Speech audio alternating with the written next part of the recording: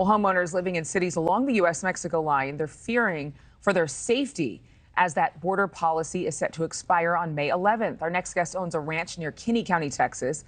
She's been with us before. Good to see you again. You know, this, Debbie, this is crucial. I mean, I've seen the video that you've showed us of people trying to break into your property.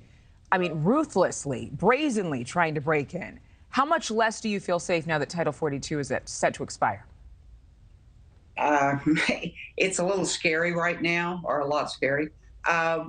We are trying to prepare ourselves for an influx of the illegals coming in. We have added more cameras to our place so that we can see more of what's going on or what may be coming up to the property. Now, deadline or no deadline, how many people, I mean, obviously we can't put a number on it, but there are a lot of people who've been endeavoring to come into the country. There have been some who've been stopped. There have been others who've just walked into the U.S. because there were no border agents. It was not a crossing. They did not surrender themselves to a Border Patrol agent. What do you think that people around the country need to know about your situation and what you've experienced and neighbors like you? Well, first of all, the people that are not living near the border, they don't understand what's going on. We are always living in fear when we're out on the property, when we're in the house, whether someone's going to come up. You don't understand the fear that is set into us as far as protection of the property and ourselves and our family.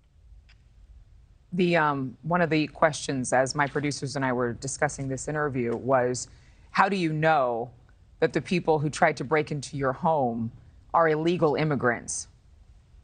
There was no doubt. There was no doubt that they were illegal. Why? Number one, you can tell by looking at them and who they are. I'm not doing an assumption. They were illegals. These people are not coming for a better life.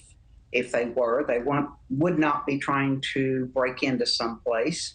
I don't understand the people that go, they're just coming for a better life. I don't. The video that you were watching right now is from your property.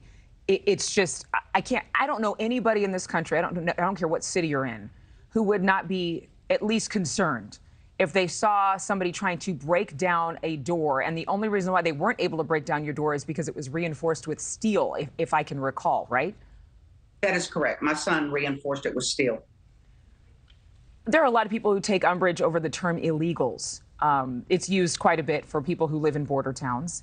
It's been considered insensitive or politically incorrect or just not appropriate.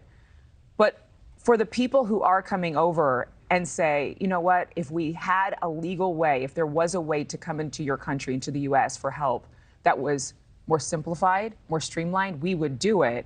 The fact is that they are just so desperate for a better life because of where they're coming from. What do you say to them? You know, if they're coming in for a better life, then come in the proper way.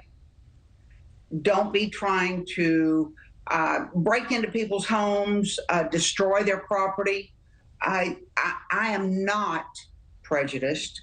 I believe that anybody that wants to come in for a better life, do it the legal way and just have patience.